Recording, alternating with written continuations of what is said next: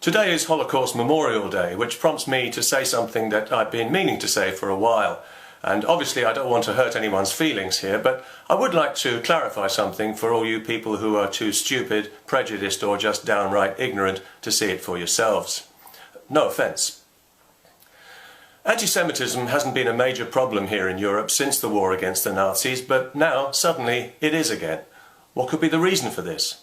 Anybody want to say? Nobody ever does. Even I don't really want to say what it is, but I will anyway. It's mass Muslim immigration.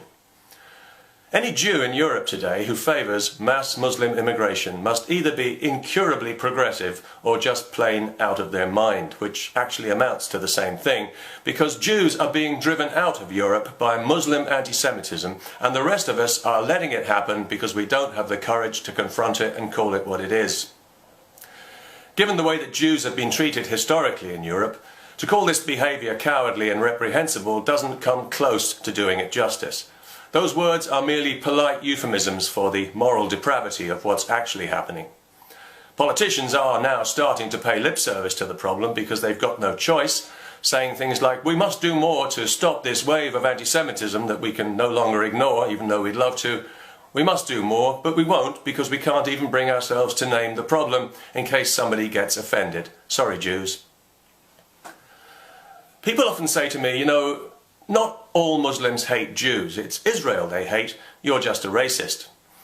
Well, of course, not all Muslims hate Jews, but crucially, the religion of Islam does hate them. It's right there in the scripture, which was around long before the State of Israel was ever thought of.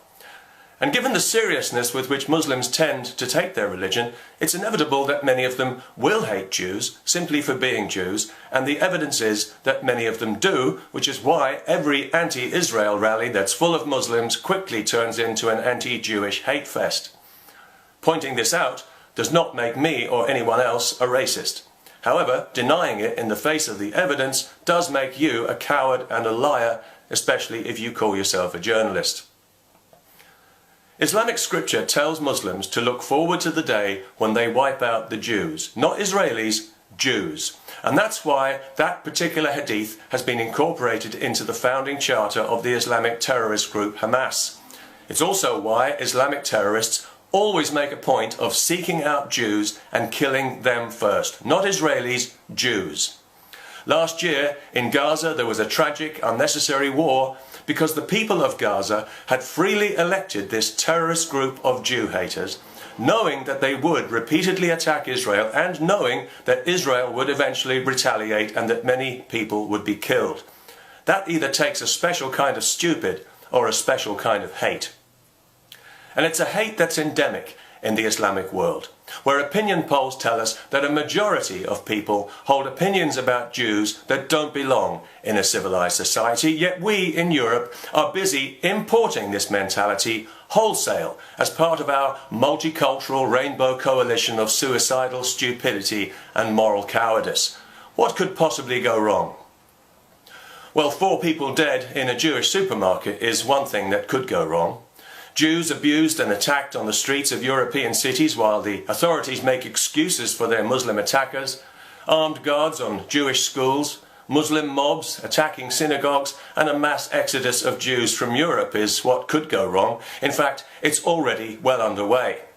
The number of Jews leaving France for Israel is doubling every year. And this will continue all over Europe because we don't have the courage to confront this thing or even to call it what it is. I know we've been beaten down by political correctness and relativism, but does anybody actually have a conscience anymore? Or is that just an old-fashioned idea now? Islam has brought many ugly things to Western society, and this wave of anti-Semitism is just one of them. But it's one with a very sharp edge, and we have a responsibility to dull that edge and to flatten it right out, because we cannot have this in our society and call ourselves civilized or free. And the first thing that we need to do about this new phenomenon in Europe of Muslim anti-Semitism is to call it what it is and to hell with anyone's feelings. It's Muslim anti-Semitism, isn't it, Muslims? You know the truth.